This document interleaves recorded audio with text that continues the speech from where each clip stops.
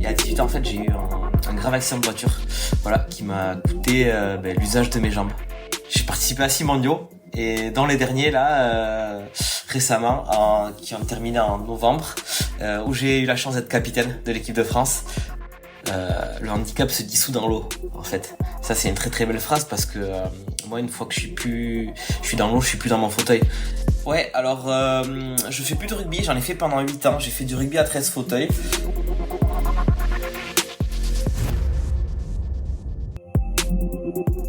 Dis papa, ils font quoi les sportifs quand ils sont pas sur le terrain ? Eh ben croyez-moi, quand votre fils vous pose cette question, ça fait réfléchir. Surtout quand on sait que pas mal d'entre eux jonglent avec un ou plusieurs jobs pour pouvoir joindre les deux bouts. Et j'ai réalisé que beaucoup d'entre nous se posent la même question. C'est pour ça qu'il y a quelques années, j'ai décidé de lancer le podcast Dans les vestiaires pour plonger dans cette double vie. Parce que derrière chaque athlète, il y a une histoire et parfois un autre métier. À peu près au même moment, j'ai rejoint ePlayer, un cabinet de recrutement spécialisé dans les recherches critiques. Alors moi, je suis recruteur tech et avec mon associé, on aide les entreprises à trouver les perles rares, mais on accompagne aussi les entités qui veulent définir ou redéfinir une politique de recrutement. Et je peux vous dire que des sportifs de haut niveau, croisés au gré de nos chasses de candidats, on en a vu un sacré paquet. Et oui, parce que, encore une fois, vivre de son sport n'est pas si facile quand on n'est pas installé au plus haut des podiums depuis des années. Et encore, comme une marque bien installée, il faut y rester et se réinventer sans cesse. Du coup, à travers les histoires inspirantes de mes invités, je vous propose de découvrir comment on peut répondre à nos enfants qui se demandent encore ce que font toute la journée ces sportifs de haut niveau. Parce que oui, entre sport et entrepreneuriat, il y a beaucoup de points communs. Et avec les JO de Paris qui approchent, c'était le moment de redonner vie à ce podcast. Alors restez après l'épisode, je vous donne tous les détails sur notre invité et je vous invite à aller voir la page sur le site vestiaire.org pour pouvoir le soutenir dans ses projets. Allez, c'est parti pour un nouvel épisode. Salut les sportifs, c'est Hermano et je suis très heureux de vous recevoir comme d'habitude pour un nouvel épisode du podcast Dans les vestiaires. Aujourd'hui, on va parler avec un athlète de para-surf. Je suis très heureux de recevoir Maxime Cabane. Salut Maxime. Salut Hermano. Comment tu vas aujourd'hui ? Écoute, ça va très très bien. On en parlait en off, tu as une autre passion au-delà du sport et de l'entraînement. On y viendra peut-être pendant le podcast, mais ce que je te propose déjà pour commencer ce podcast, c'est de répondre à la question que je pose à tous mes invités. Dis-nous tout, qui est Maxime Cabane ? Alors Maxime Cabane, 30 ans. Je vais commencer du début. Alors quand j'étais jeune, j'étais on va dire une personne entre guillemets normale. J'avais une jeunesse normale jusqu'à mes 18 ans. Avant ça, j'étais sportif. J'avais une vie, j'avais mes potes et tout ça. Et à 18 ans, en fait, j'ai eu un grave accident de voiture, voilà, qui m'a coûté l'usage de mes jambes. Partiellement, parce que j'ai récupéré depuis. Et donc ça a fait tout basculer dans ma vie. Et depuis ce jour-là, j'ai suivi un parcours classique de rééducation. J'ai rencontré un APA qui a, on va dire, changé ma vie. Un APA, c'est une personne qui fait de l'activité physique adaptée en centre de rééducation. Je pensais que tu parlais de ces petits poissons qu'on met au bout de la ligne et qui servent à pêcher. Non, c'est pas ces APA-là. Pas du tout, c'est pas le même APA, non. Et donc, c'est un APA, ok. Un APA, exactement, activité physique adaptée. Et donc, il s'appelle Michel Garcia. Je vais y revenir après, plus tard, sur lui. Salut Michel, si tu nous écoutes, on t'embrasse. C'est ça, salut Michel. Et donc il a été très important. Et en fait, quand j'ai eu mon accident, en fait, je savais au fond de moi que j'allais pas remarcher, mais je voulais pas l'entendre des médecins. C'est très très bizarre, mais c'est mon esprit contradictoire, on va dire. Et donc et je voulais plus entendre parler de sport, surtout parce que j'étais sportif avant. Je faisais de la pelote basque, du vélo, je courais un petit peu, j'ai joué au rugby aussi. Et donc je voulais plus entendre parler du sport parce qu'en fait c'était un domaine qui m'était totalement inconnu au niveau du handisport. Et pour moi c'était pas du sport en fait, ça existait même pas et j'y connaissais rien. Et il m'a fait redécouvrir le sport en me faisant faire des tours de terrain en fauteuil, du badminton, du basket, de l'ultimate et tout ça. Et j'ai repris goût au sport après ça. Et 2 ans après je suis reparti en réduc avec lui et il a fait la première sortie extra sportive du centre qui était la découverte du handi surf. Et donc là, ça a été un déclic pour moi. J'ai toujours voulu surfer parce que j'ai quelqu'un dans ma famille qui est très compétiteur dans le domaine du surf. J'ai jamais eu l'occasion d'en faire avec lui. Donc voilà, j'ai commencé avec le centre de rééduc et j'ai rencontré les profs de surf qui étaient labellisés pour encadrer des personnes en situation de handicap. Et là, ça a été une totale révélation parce que j'ai découvert le monde de la glisse, j'ai adoré ça et je me suis dit allez, c'est parti, il faut pas que tu lâches. Et donc quelques mois après la sortie enceinte, je suis reparti de moi-même avec une personne qui était avec moi en rééducation aussi. Et voilà, depuis j'ai pas lâché. Ça c'était en 2013. 2 ans après, on me dit il y a les mondiaux de parasurf. C'est rentré dans une oreille, c'est sorti par l'autre parce que j'y ai vraiment pas cru. Je pensais vraiment pas pouvoir faire cette compétition. Et donc juste avant, c'était en septembre 2015 ces premiers mondiaux. Et donc en mai, je crois, avril ou mai 2015.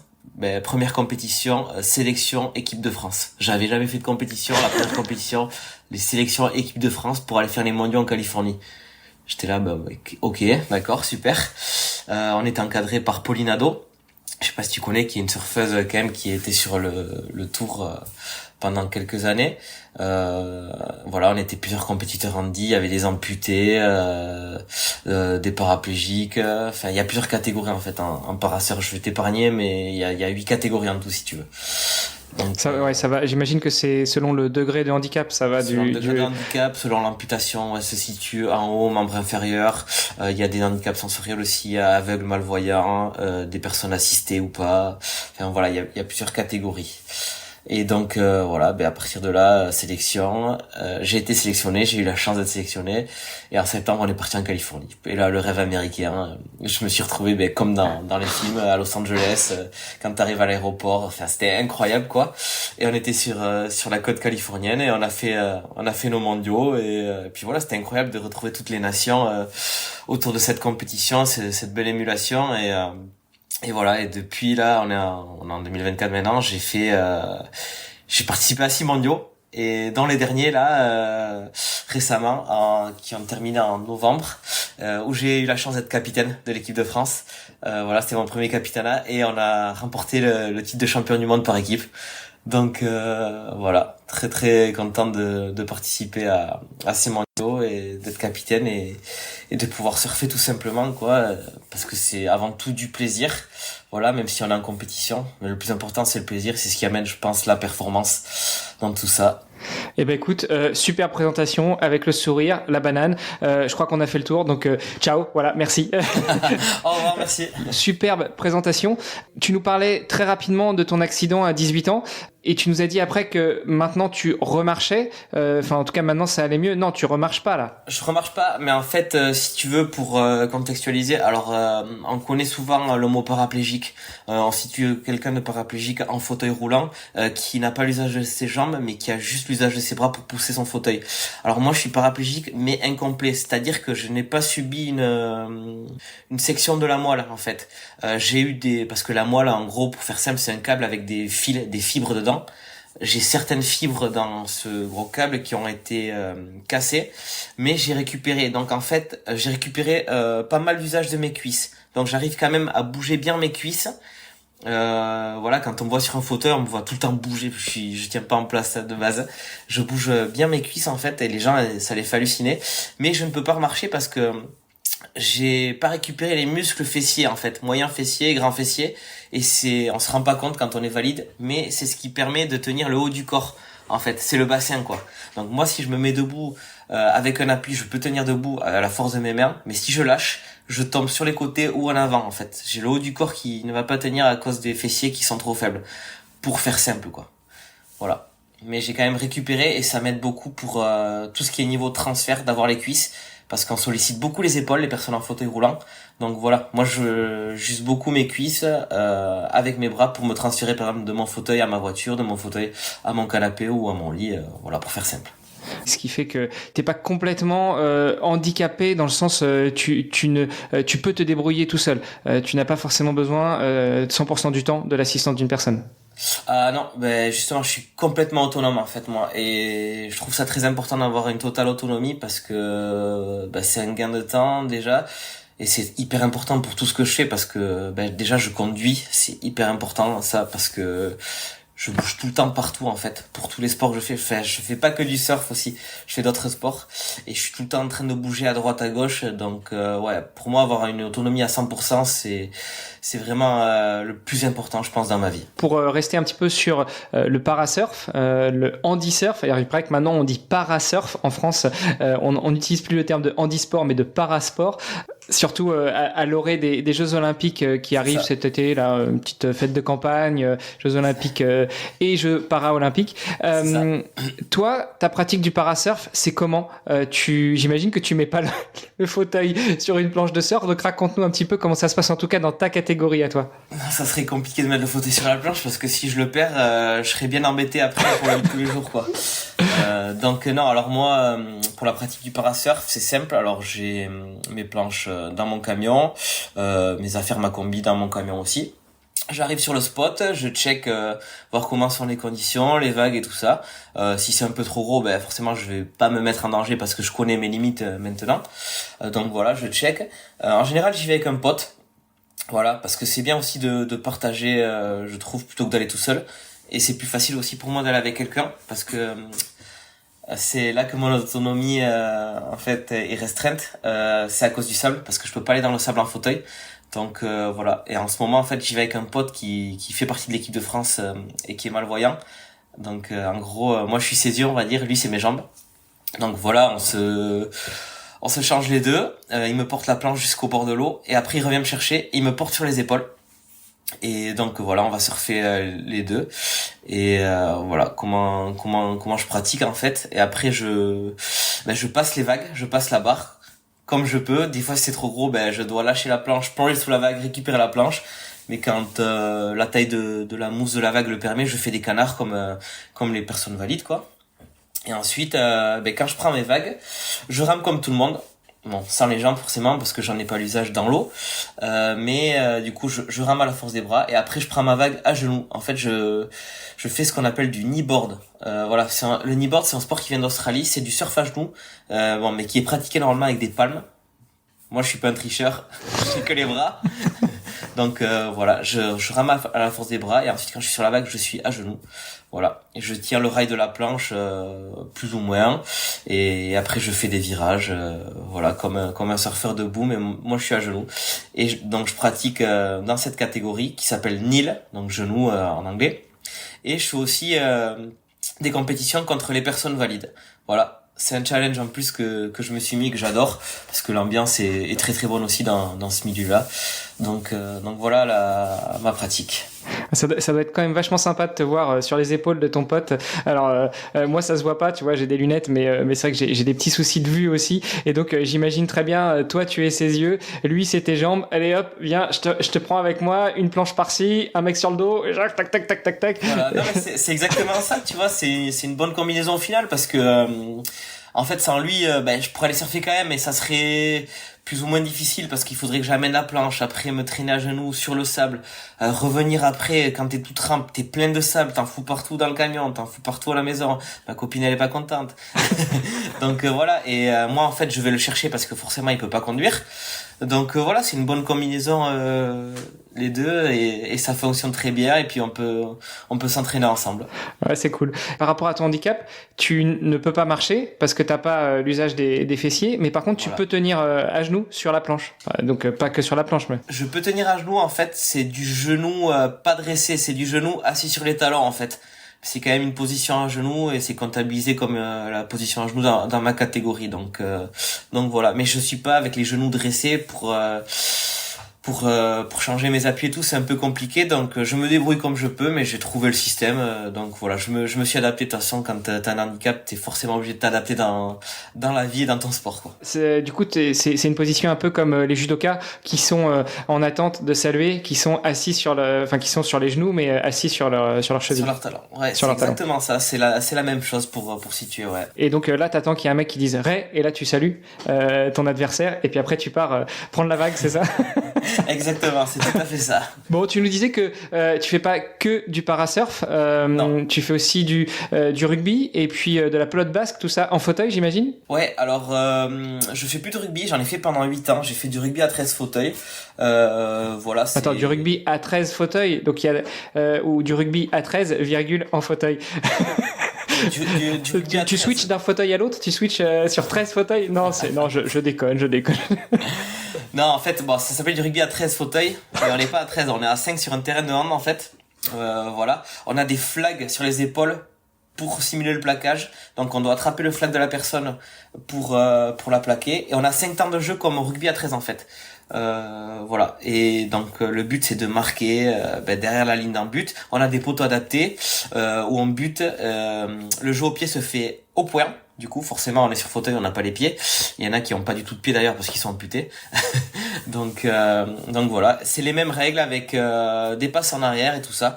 C'est pas comme le quad rugby qui est aux Jeux Olympiques où le ballon est rond, où les passes vont dans un peu tous les sens. Non, là, c'est vraiment du rugby avec des passes en arrière. J'ai fait du rugby à 7 fauteuils aussi, où là, on est à 7 sur le terrain. Pareil, terrain de hand. Et voilà, il y a les règles changent pour le plaquage. Il faut arriver à 2 pour plaquer la personne. Et l'arbitre dit plaquage. Et il y a 5 secondes pour faire la passe. Voilà, donc je vais t'épargner toutes les règles. On va pas rentrer dans les détails. Mais j'ai eu la chance de pratiquer le rugby à 7 et le rugby à 13 en équipe de France. Où j'ai pu faire 3 crunchs. Et je suis content, j'ai réussi à gagner mes 3 matchs contre les Anglais. Ça, c'est toujours des matchs assez épiques. Voilà, et le rugby à 7, j'ai fait quelques matchs aussi en équipe de France. Voilà, c'était une bonne expérience. Ensuite, je fais de la pelote en fauteuil aussi, du parapelote. Je suis organisateur en fait du championnat de parapelote en France, en fait, où on fait venir aussi jouer des Espagnols. Donc voilà, on a 6 étapes qualificatives pour les masters et ensuite un championnat de France. Donc la pelote en fauteuil, ça se joue comme la pelote valide, sauf qu'on a un peu adapté les règles. On a de rebonds comme au tennis fauteuil. Voilà, bon, c'est un sport pas très très connu en France, on va dire c'est très très sud-ouest. Voilà, il y a des règles spécifiques, ça se joue en mur à gauche, en fronton et en trinqué. Je vous laisserai aller voir sur internet ce que c'est un mur à gauche, un trinqué et un fronton. Voilà, c'est en train de très très bien se développer. On a eu la chance au Mondiaux 2022 à Biarritz de pouvoir faire une partie de démonstration contre l'Espagne, où malheureusement on a perdu. Mais bon, on va dire qu'on a perdu une démonstration et pas un championnat du monde, parce que ouais, c'était et pas puis officiel. l'Espagne, c'est juste quand même le pays de la pelote, que ce soit en valide ou en para. Donc forcément, c'est un honneur de perdre contre ceux qui ont inventé le sport, non? Mais en fait, c'est compliqué. Le sport n'a pas été inventé par les Français et les Espagnols, mais par les Basques. Alors ça, c'est un autre sujet. Ah oui, bah, non, je rentre pas dans ce sujet-là. Non. Non, c'est très très ancré en fait au niveau du Pays Basque, sud, qui se situe au nord de l'Espagne, au nord-est, et dans le sud-ouest, t'as le Pays Basque français, on va dire. Voilà. Donc toute cette partie-là, en fait, il y a beaucoup de pelotes. Après, ça se développe un peu aussi vers Toulouse, Tarbes. Il y en a un peu dans le sud. Il y a des trinquets et tout. Faut le savoir, à Paris, des magnifiques trinquets. D'ailleurs, je vais normalement avoir la chance de pouvoir participer à une Ligue des Nations à Paris en septembre 2024. Voilà, ça aussi ça me tarde. Et à ce niveau-là, la pelote est en train d'énormément se développer au niveau mondial. Donc ça c'est génial. Au niveau du parapelote, je parle là, toujours, hein, parce que c'est déjà développé dans le monde, surtout en Amérique du Sud où c'est très très professionnalisé. Voilà, donc on va peut-être être invité, c'est pas sûr, par les Argentins, le gouvernement basque argentin en Argentine, du coup, peut-être en mai, pour faire des rencontres. Donc voilà, on est au début du parapelote et c'est hyper intéressant, donc c'est en train d'énormément se développer. Il y a du travail sur le matériel aussi, parce qu'on joue avec des palas en bois. Il y a 24 disciplines en pelote basque. Je vais pas toutes les citer. Donc voilà, il y a beaucoup de choses. Mais nous, principalement en fauteuil roulant, on est avec des palas en bois et une balle un petit peu adaptée, voilà, pour favoriser les échanges. Mais là, on est en train de travailler sur du matériel en carbone pour qui est plus léger, qui est plus répondant au niveau de la frappe. voilà, et pour rendre la discipline un peu plus spectaculaire aussi, quoi. Donc voilà, il y a plein de choses qui sont en train d'arriver et plein de projets, donc c'est génial, moi j'adore ça, quoi. Mais alors attends, je parle beaucoup avec des sportives et des sportifs de haut niveau, qui soient valides ou handicapés. Ouais.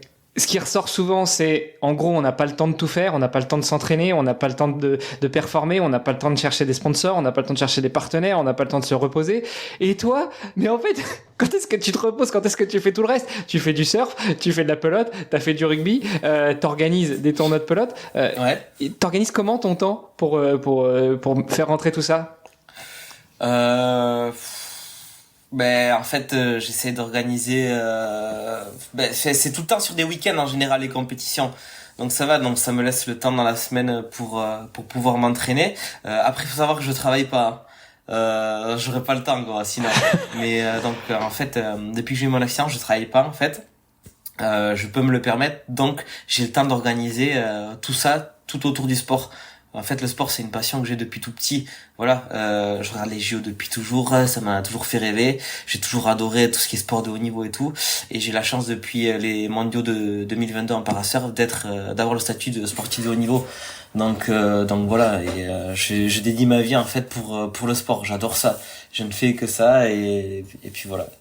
Ma vie tourne juste autour du sport. Donc je consacre mon temps uniquement à ça et c'est ma passion. Donc voilà, je suis un chasseur de coupe, donc je cherche tout le temps la performance dans tous les sports que je pratique. Et voilà, et j'organise tout ça. Je suis aussi dans des assos pour militer pour tout ce qui est handicap et parasport. Donc voilà, je suis tout à droite à gauche quoi. Bon, génial. J'imagine que tu n'as pas le temps de t'embêter. Pour revenir sur ta partie sportif de haut niveau, donc en parasurf, tu surfes au plus haut niveau, tu fais partie de l'équipe de France. Tu l'as dit, vous avez remporté les mondiaux dernièrement. Est-ce que la petite fête de campagne qui aura lieu en France et pour le coup en surf qui est délocalisée dans les dom-toms, tu auras la chance d'y participer? Eh ben malheureusement non, on ne participera pas au niveau du parasurf parce que on n'est pas considéré comme discipline paralympique pour le moment. Mais normalement, là, ça devrait venir. On attendait la nouvelle en décembre, elle n'a pas eu lieu. Mais voilà, j'espère que dans les mois à venir, on va nous dire oui, vous êtes paralympique. Ça sera pour 2028 à Los Angeles. Normalement, sur le spot où on a été champion du monde là en novembre à Huntington Beach. Donc voilà, on attend la nouvelle. Ça se joue entre nous, le para-escalade. Soit il y a une des deux disciplines qui choisit, soit aucune des deux, ou soit les deux. Voilà. Moi, j'espère pour le sport que les deux seront choisis. Hein. Donc voilà, parce que le para-escalade aussi, il y a énormément de licenciés dans le monde entier. C'est un très très gros sport aux États-Unis. Donc forcément pour Los Angeles, voilà, il y a des chances que ça soit sélectionné. Et le surf aussi, c'est un sport très très connu aux États-Unis. Donc voilà, on espère être sélectionné, pouvoir se préparer pendant 4 ans et participer à cette petite fête de campagne qui aura lieu dans 4 ans aux États-Unis. Mais ouais, on verra déjà comment ça se passe pour 2024 à Tahiti là. Mais ça sera une très très grosse fête du sport, oui. Bah, j'imagine. Toi, du coup, tu vas suivre tout ça à distance depuis la France. Alors, pour le surf, oui, je vais pas aller là-bas, mais moi, je vais tout suivre peut-être de Paris même, parce qu'en fait, je suis élu au comité paralympique et sportif français. Donc, voilà, on a des réunions de temps en temps avec le CPSF. Voilà, on va avoir une prochaine réunion bientôt. Et là, ça se rapproche de plus en plus. Donc, voilà, on est, je crois, 12 au CPSF à peu près, et on va tous avoir des tâches des tâches par rapport à tout ce qui est au niveau paralympique, aux Jeux paralympiques, je pense. Mais on va devoir être présent sur Paris pour cette échéance, oui. Tu sais, t'as déjà une idée des tâches qui vont vous être assignées? Est-ce que ça va être d'assister les sportifs paralympiques, qu'ils soient français ou pas? Est-ce que ça va être de prendre part à des décisions sur la partie organisation, justement pour faciliter l'accès aux parasportifs? Enfin, est-ce que tu as une idée de ce qu'on va vous demander de faire? Non, j'ai pas trop d'idées, mais je sais qu'on va devoir communiquer sur l'événement pour en faire la pub, c'est sûr. Voilà, après non, j'ai pas encore trop d'idées. On n'a pas eu de réunion pour ça établie pour le moment. Mais voilà, en tout cas, ça me tarde de voir ce qu'on va faire et ça va être une expérience inoubliable, quoi. C'est pas tous les ans qu'on a les JO chez soi, donc ça va être génial, vraiment. En dehors de ça, donc toi, tu es plutôt dans le sud-ouest de la France, plutôt sport d'été. Bon, en même temps, chez toi, il fait toujours beau. Ouais. Viens, je t'invite à Bayonne, tu vas voir s'il fait beau tout le temps. Ouais, on va dire que des fois, c'est un peu humide, mais c'est quand même plus sympa que dans le nord-est pour pratiquer les sports d'été, on va dire. C'est ça. Est-ce que dans tes plans, toi qui es un sportif un peu hyperactif, tu as aussi des sports d'hiver? Oui, ben justement là, fin du mois, je pars dans les Alpes, rejoindre tous mes potes moniteurs de ski que j'ai rencontrés il y a plusieurs années en saison d'été en raft dans le sud-ouest justement, et qui l'hiver sont moniteurs de ski. Je vais les rejoindre là dans les Alpes fin du mois. Pendant une dizaine de jours, je vais chaque année skier dans les Alpes. J'ai tout mon matériel, j'ai tout ce qu'il faut. J'adore vraiment le ski. J'aurais aimé faire de la compétition en ski d'ailleurs, parce que bon, je suis compétiteur. Mais bon, vu que je surfe l'hiver, c'est très compliqué d'aller dans les Alpes et de pouvoir surfer l'hiver ici. Donc voilà, mais ça reste un très très grand loisir le ski. Et j'adore vraiment ça. Ça reste de la glisse aussi, hein, sur l'eau au final, hein, sous une autre forme. Mais ça reste de la glisse, donc ouais, j'adore les sports d'hiver également, quoi. Bon, mais tu sais, t'es pas très loin. Enfin, déjà, le ski, tu le fais comment? C'est du ski fauteuil? Ouais, je suis en ski fauteuil, j'ai mon Scarver avec l'amortisseur de motocross dessous. J'ai mes deux sabots, j'ai le sabot uniski, le sabot dual ski. Voilà, j'ai commencé en uniski, là je suis en dual pour aller un peu plus vite et moins tomber, on va dire. Mais ouais, après je peux skier dans les Pyrénées. Le truc c'est que dans les Pyrénées c'est un peu plus petit, voilà. Et moi j'aime bien les grands espaces, donc je vais pas mal dans les Alpes. Je vais aussi dans les Pyrénées, hein. Mais le plus gros de l'hiver, en fait, je skie pas. Allez, je skie une quinzaine de jours dans l'hiver, c'est pas beaucoup non plus, tu vois, parce que c'est quand même un coup de ski, il faut se le dire. Mais je vais quelques fois dans les Pyrénées, mais plus souvent dans les Alpes quand même, quoi. Peut-être qu'un de ces quatre, on te retrouvera aussi dans les disciplines paralympiques d'hiver. Surtout que bon, je sais que c'est un petit peu en discussion, mais a priori 2030, on n'est pas trop mal parti en France pour avoir les JO d'hiver. Ben non, j'espère qu'on va les avoir, ça serait bien, quoi. Après les JO d'Albertville, ouais, ça serait cool de les retrouver. C'est quoi, 30 ans après? Surtout 6 ans après Paris. Non, c'est bien, ça continue dans la lancée et puis ça motivera les troupes au niveau du para pour faire du sport et c'est hyper important, ouais. Ouais, je pense aussi. Bon, on sera encore là, on sera sur le pont et on essaiera de motiver tout le monde. Pour revenir sur ton sport principal, on va dire le parasurf, tu nous disais tout à l'heure que depuis ton accident, tu ne travailles pas. Comment est-ce que tu finances ta carrière de sportif, de multisportif, on va dire? Alors, c'est assez compliqué, hein, parce que vu que je travaille pas, mais je suis en situation de handicap, je bénéficie de l'AAH. C'est pas énorme non plus. Donc voilà, après j'ai la chance quand même de pouvoir m'entraîner vraiment à côté de chez moi, à moins de 10 minutes à chaque fois. Donc au niveau des frais, ça va à peu près, quoi. Et après, je suis en constante recherche de sponsors. Donc j'ai créé mon association en fait pour pouvoir aller chercher des entreprises facilement et qu'elles puissent défiscaliser. Donc voilà, c'est donnant en fait, hein. Donc voilà, tout le temps en recherche de sponsors. Je suis très très aidé au niveau du matériel pour les sponsors. Ça c'est génial. Mais bon, il reste l'aspect financier, quoi, pour par exemple payer ses billets d'avion, son trajet ou son hôtel quand on part en compétition à l'étranger par exemple. Donc voilà, on a la chance depuis 2022 les parasurfeurs qui ont pu finir vice-champion du monde et champion du monde en 2023 d'être en statut de haut niveau. Donc on est aidé par notre département et au niveau de notre région. Donc déjà ça soulage quand même, hein, un minimum, parce que voilà, si tu veux faire des compétitions de parasurf par exemple, il y en a pas mal à l'étranger. Bon, on a la chance d'en avoir en Europe, notamment en Espagne et en Angleterre. Voilà, après il y en a à l'étranger, il y en a au Costa Rica, il y en a par exemple une qui va se faire en Australie en mars là. Voilà, donc on a quand même des aides, mais on les utilise plus pour l'Europe que pour aller à l'étranger, parce que après financièrement ça part assez vite, quoi. Donc voilà, tout le temps en recherche de sponsors avec des entreprises. Voilà. Et quand tu dis vous avez des aides, donc tu l'as dit, c'est plusieurs aides qui se cumulent. Bon, en dehors de l'AAH, donc l'allocation l'allocation d'aide aux handicapés, qui chiffre pas non plus extrêmement haut. Et puis on l'oublie, mais enfin on l'oublie. Il y a cette allocation, mais cette allocation, elle permet de vivre et elle permet aussi de payer le matériel, parce qu'un fauteuil, c'est pas gratuit et il faut souvent l'acheter, ou au moins il y a un gros reste à charge. Ben ouais, alors on va dire un fauteuil de base pour une personne comme moi qui est assez active, c'est minimum 5 000 euros. Et là, il y a une loi qui vient de passer. Ils ne rembourseront plus, les fauteuils n'aideront plus à partir de 2 600 euros. Alors là, ça va être très très compliqué parce qu'un fauteuil décent à 2 600 euros, ça n'existe pas. Il faut savoir que nous, on n'a pas des fauteuils sécurité sociale avec des palettes devant qui pèsent 25 kilos. Hein. On a des fauteuils qui sont le plus légers possible pour soulager les épaules, parce que déjà on est sportif et parce qu'on est actif dans la vie. C'est nos jambes en fait. Hein. C'est pas un accessoire, c'est pas un jouet. Hein. Donc voilà, c'est le prolongement de notre corps maintenant parce qu'on n'a pas le choix.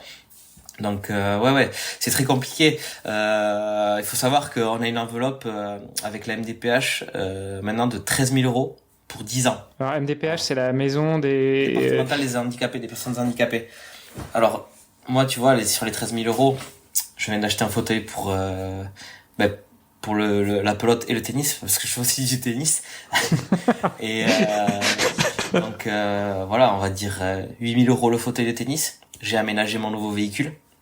3 500 euros. Donc tu fais le calcul, t'es à 11 000 et quelques. Il me reste 1 500 euros pour acheter un nouveau fauteuil. Ça va être très très... Et pour 10 ans. Et pour 10 ans. Alors là, voilà. Là, dans quelques mois, il me restera 9 ans de cette enveloppe. Donc tu vois, ça va être très très compliqué. Là, j'ai un fauteuil qui a 15 ans, qu'un pote à moi, Para, m'a donné, qui est très très costaud. J'ai de la chance. Et le problème, c'est que vu que je vais surfer avec le sel et les embruns et tout ça, j'ai toutes mes pièces qui rouillent. Donc voilà, il faut prendre soin de son fauteuil parce que sinon il tombe en lambeaux. Là, j'ai mon ancien fauteuil, j'ai la roue devant, elle est complètement oxydée, elle est partie, c'est irrattrapable. Donc il faut faire hyper attention à son matériel, surtout quand t'es parasurfeur. Donc ouais, ça chiffre très vite et moi je dis toujours, hein, c'est un luxe d'être handicapé, hein. Donc ouais, non, c'est très très compliqué. Ouais, il faut faire très très attention et ouais, ça chiffre très très vite. Ouais, c'est un luxe d'être sportif ou sportive de haut niveau, mais alors sportive ou sportif de haut niveau handicapé, c'est encore plus un luxe. C'est autre chose.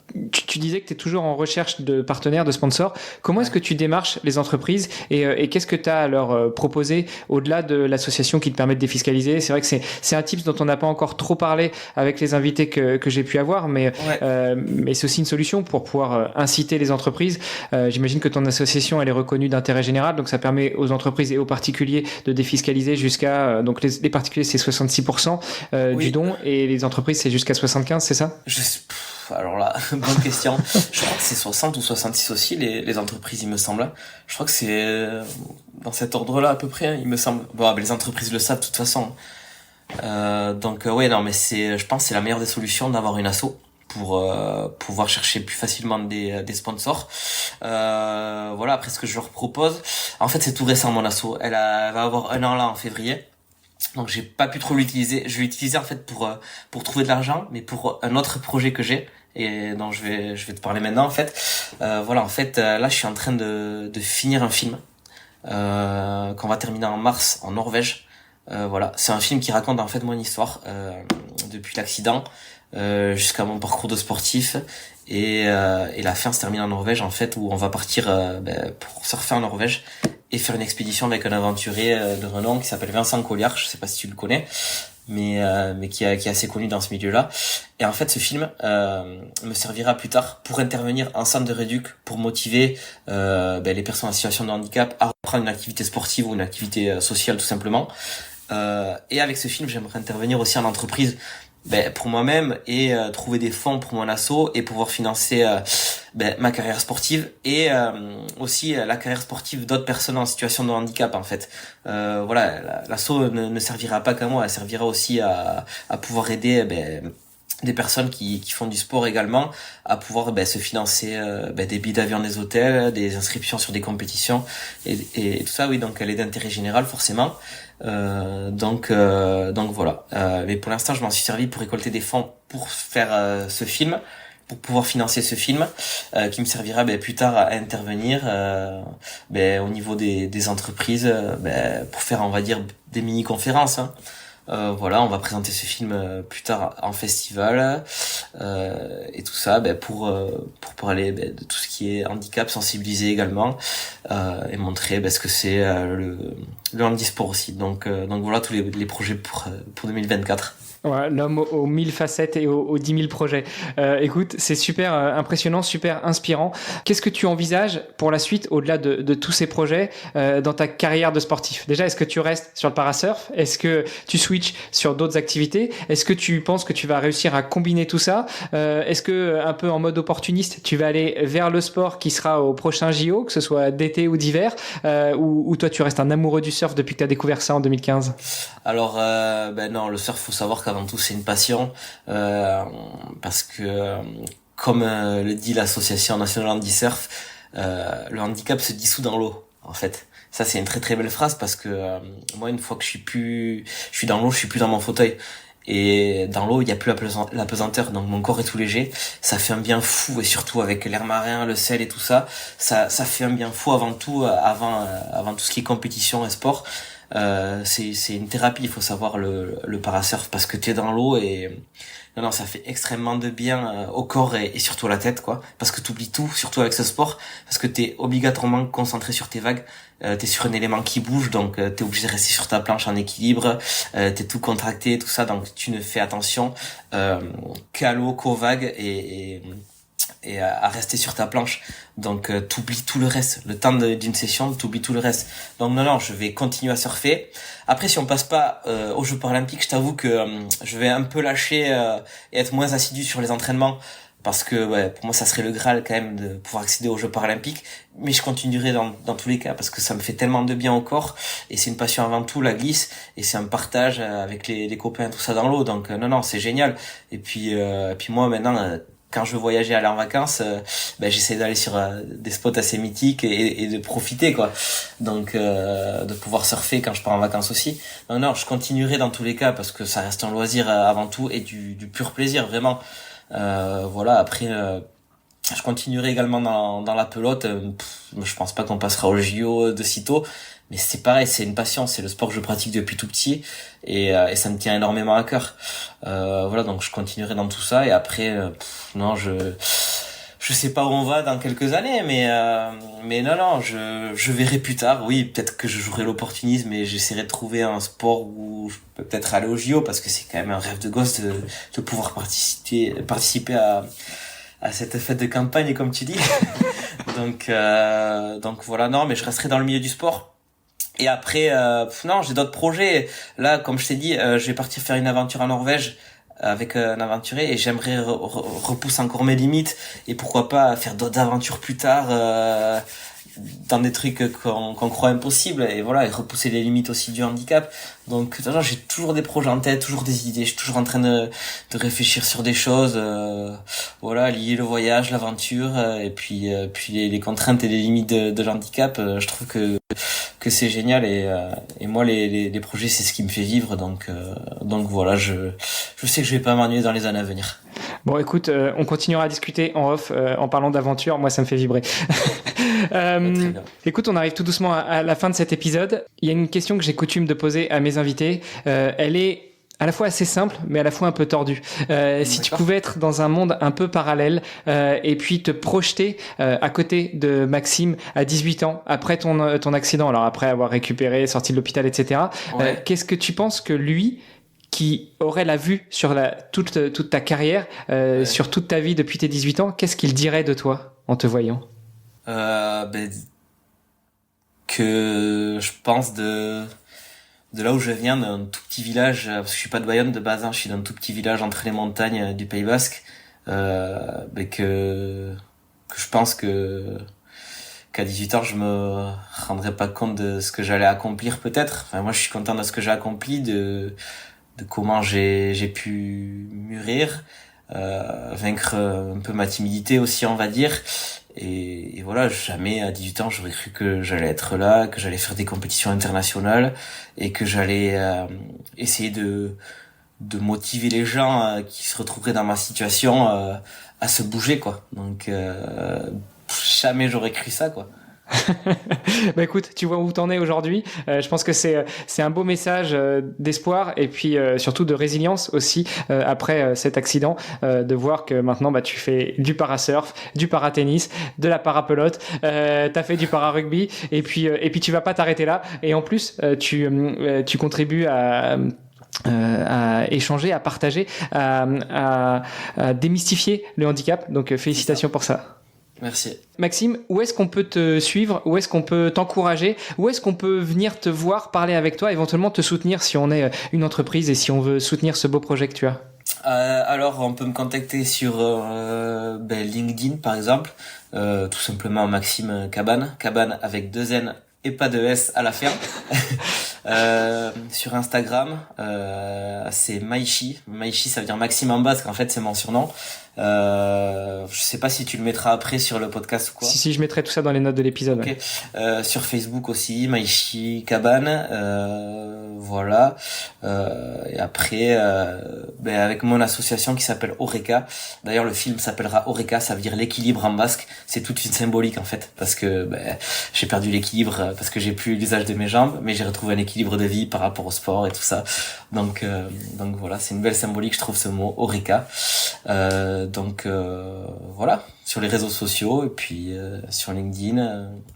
Tout simplement, quoi. Comme je le disais, on mettra tout ça dans les notes de l'épisode. Merci beaucoup pour le temps que tu nous as accordé et puis pour cette superbe banane, sur cette bonne humeur, sur cette joie. Moi, ça m'a fait ma journée. Je t'en remercie.